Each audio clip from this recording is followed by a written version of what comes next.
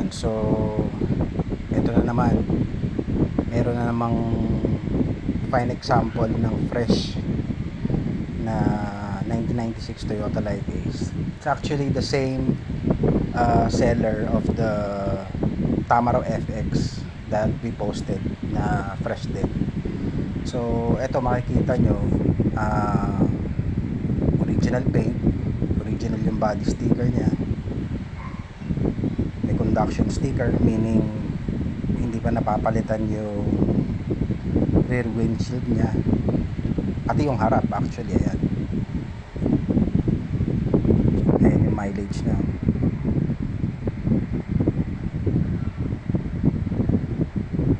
Tingnan mo naman yung gauge, ang clear nung panel.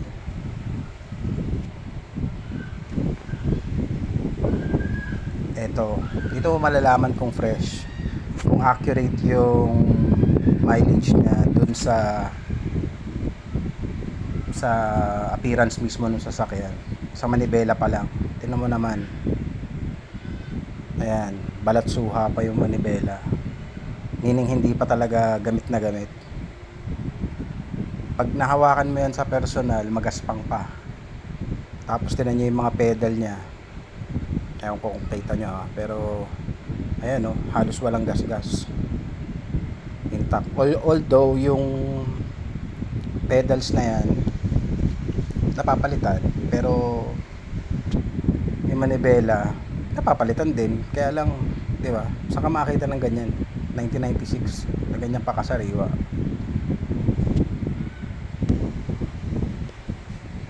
So yan, power windows, hindi pa to power steering since 96 pa lang. Power locks to. Ayan, period correct, pati yung head unit nya original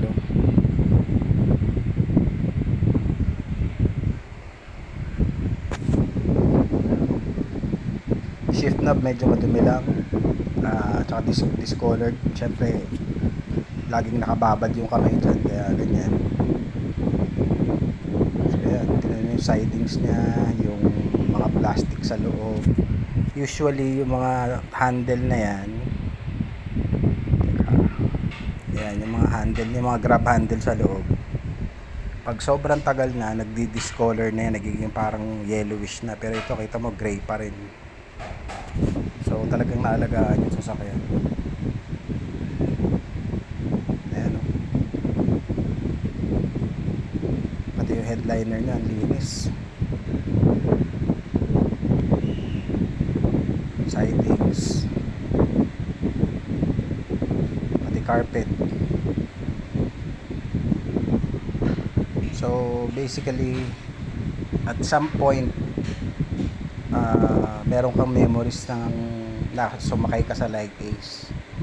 Kami fortunately, marami kami naging ganito, na naibuy and sell namin before. So pag nakakita kami ng fresh, alam na namin kaagad kung fresh.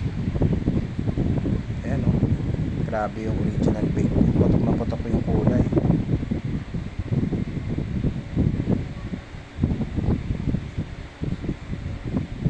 Ganda.